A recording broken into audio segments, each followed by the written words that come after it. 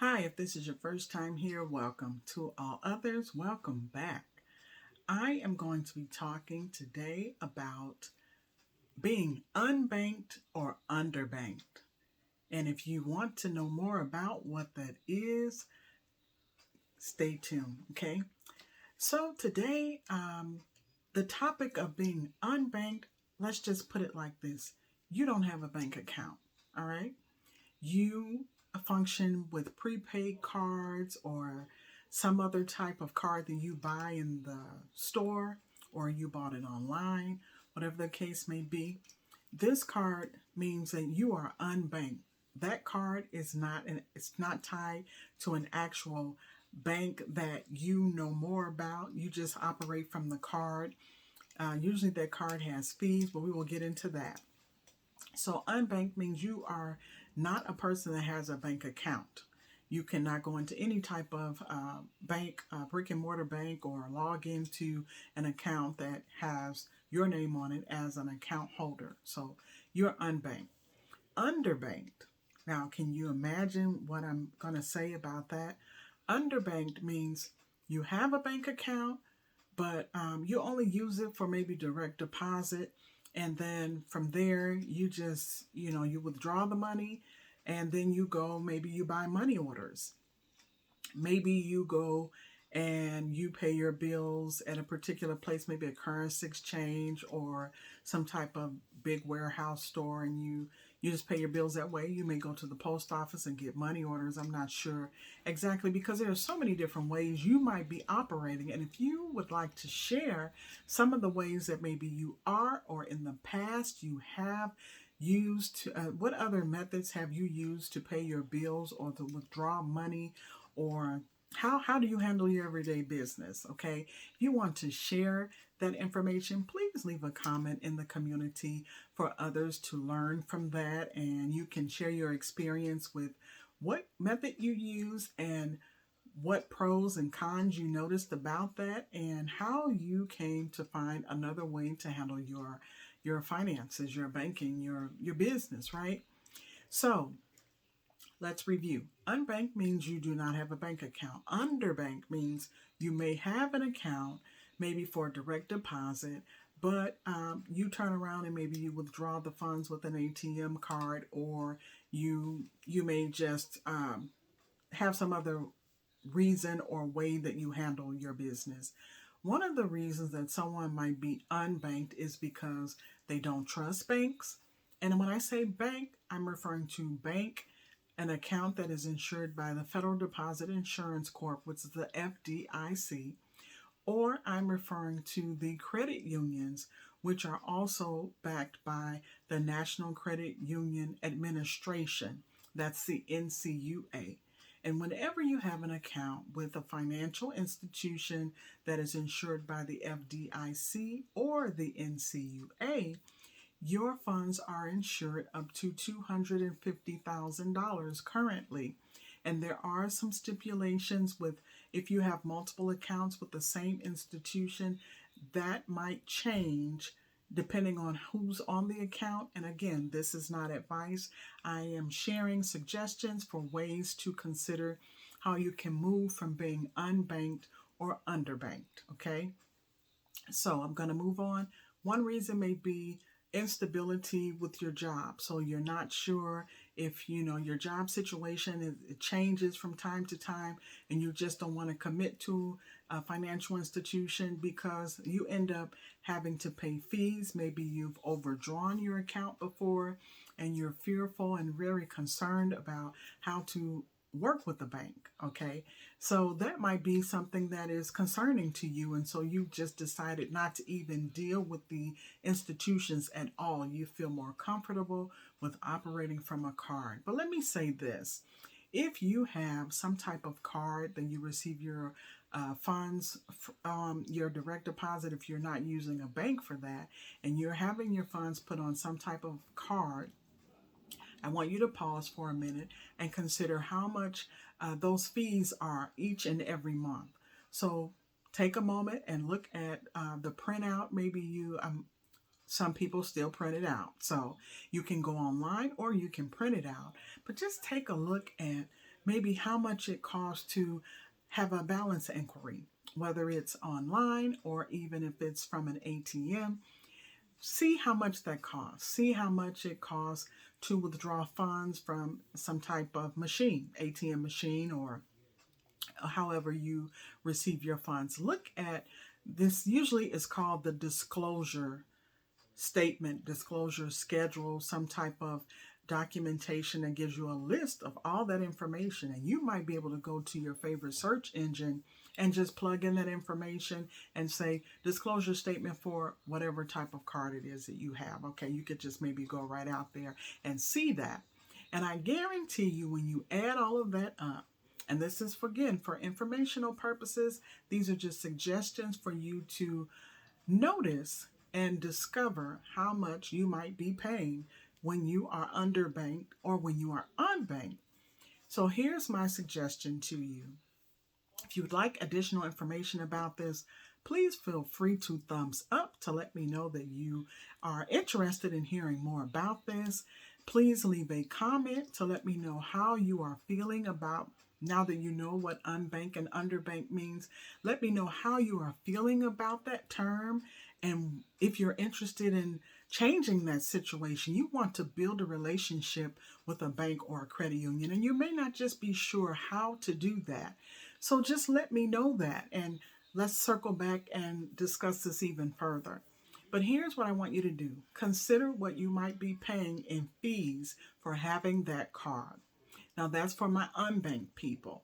For those that are underbanked, I want you to consider that maybe it's not you. Maybe it's the institution. Maybe you need to consider adding another type of bank or credit union that doesn't have any fees. So it won't matter if you're working or you're not working, because there are no monthly fees on that account. There's no minimum balance requirement. Wouldn't it be so nice just to be able to have an account and your funds can sit there? You don't have to pay fees to buy money orders or go to the grocery store or this place or that place, and you're trying to figure out how you're going to pay your bills. You're walking around with cash, which I do not recommend having a bunch of that on hand, not walking up and down the street, of course. And so, or any place for that matter, you want to be safe, you want to be secure in your moving around from day to day. I want to see you flourish. I want to see you thrive. I want to see you learn the banking system and be comfortable moving within it, okay? So you don't have to walk around with cash like that. You can actually build a relationship with a bank and or credit union. There's no law that says you cannot have multiple bank or credit union accounts. You can have a checking and a savings at a bank, and in order to join a credit union, you have to have a savings account. So the difference between the bank and the credit union is, as a bank account holder, you have an account. That bank answers usually to shareholders. But the difference with being a member of a credit union, keyword I said member, you are part owner. And so imagine you are a part owner in a major institution that you decide to open an account with. You become part owner as a member. Okay, so why don't you take a moment when you're driving around or you're moving around, you're in transit from here to there, just start looking out the window and look around and see if you see something that says credit union or something that says community bank. Not the big ones, not always the big ones. There are smaller banks and credit unions that are around all the time that we bypass and we don't even know it, right? So here's what I would like to challenge you to do. I want you to look out the window. I want you to read the signs. And I also want you to go online. And I want you to go to your favorite search engine. Maybe it's Google, maybe it's Bing or whatever, and type in banks near me.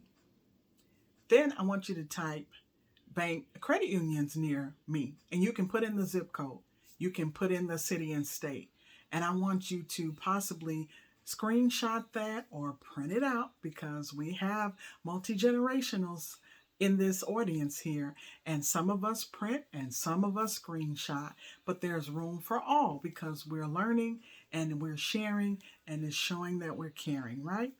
So take a moment and see how you can build a relationship and move away and transition into becoming banked, fully banked.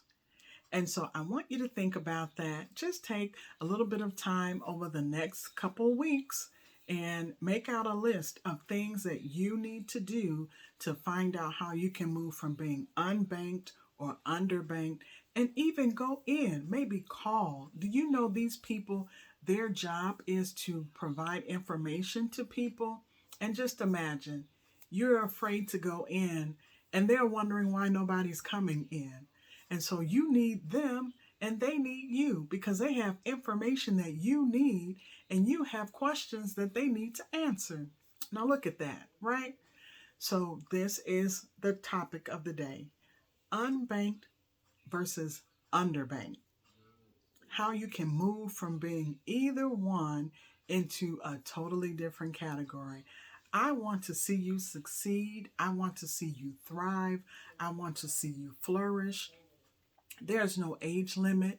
You can have an account. If you are a minor, you can have an account as long as an adult, as far as I know, is on that account, right? But of course, you can reach out to that institution, that financial institution, bank or credit union.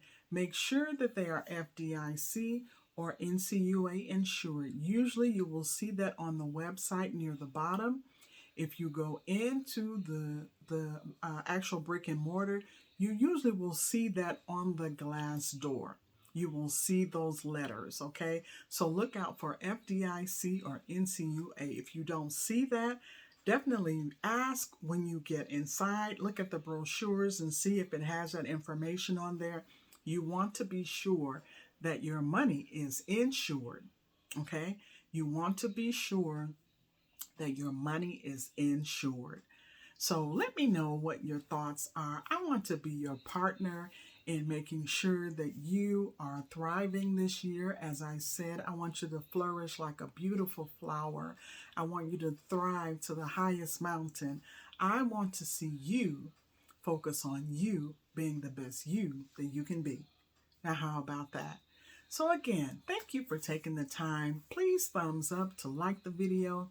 Please leave a comment. Let me know if you are unbanked or underbanked, if you used to be and how you got out of it, so that somebody else can learn from your experience.